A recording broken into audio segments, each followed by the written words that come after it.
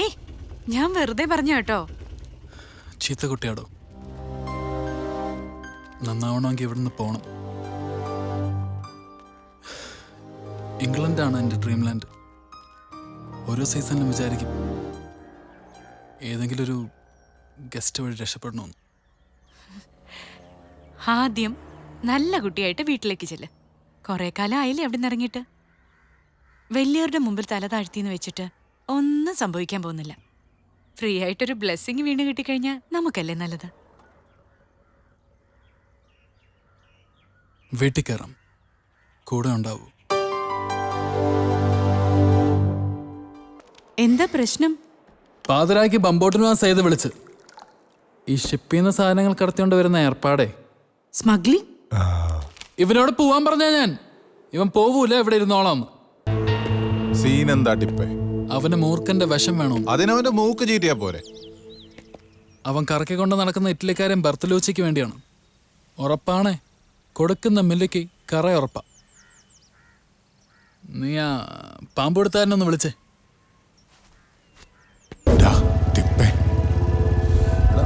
എടാ ടിപ്പേ, ഞാനൊന്ന് പറയണത് കേക്ക്. നിനക്ക് അവളോട് ദിവ്യമായ പ്രണയമാണ്, ഇഷ്ടമാണ്, കാണാതിരിക്കാൻ പറ്റില്ല, കല്യാണം കഴിക്കാൻ പോകണം, ഡൽഹിക്ക് കൊണ്ടുപോകാൻ വേണ്ടി, സ്വീഡനെ കൊണ്ടുപോകാൻ പോകണം എന്നൊക്കെ പറഞ്ഞിട്ട് ഇപ്പോൾ അവളെ കൊണ്ട് പണിഞ്ഞിട്ട് വിടാൻ പോണെന്നോ? ഞാൻ പണിയെ പറക്കോ എന്തെങ്കിലും ചെയ്യും. നിനക്കെന്തോടാ? നെറിഞ്ഞ സാറുമായിട്ടുള്ള ബന്ധം നിനക്ക് എന്ത് ബന്ധം? നിന്റെ കുഞ്ഞമ്മയുടെ മോളൊന്നല്ലോ. അവള് പാവോടാ. നീ വേണേ ആദ്യം കയറി അവളെ പോടാ.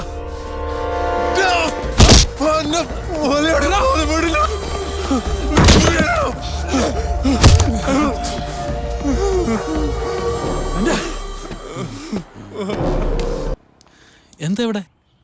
കൂട്ടുകാരനെയും കൊന്ന് എന്നെയും കെട്ടി ഇംഗ്ലണ്ടിൽ വാഴാമെന്ന് മോഹിച്ചു. ഇതൊന്നും ആരും അറിയത്തില്ലെന്ന് വിചാരിച്ചു അല്ലേ?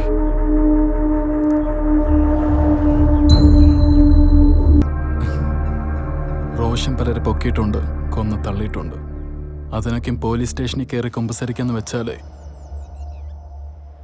റോഷ, ഞാൻ പറയുന്ന ഒന്ന് കേൾക്ക്. നീ പോടി. I'll come and pick you up. No. All these days I'm the one who was taking care of you, right? Now, listen.